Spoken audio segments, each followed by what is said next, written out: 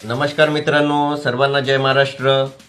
मी सूरज दुर्गे, राहणार मौजा घोडपेठ, जिल्हा चंद्रपूर।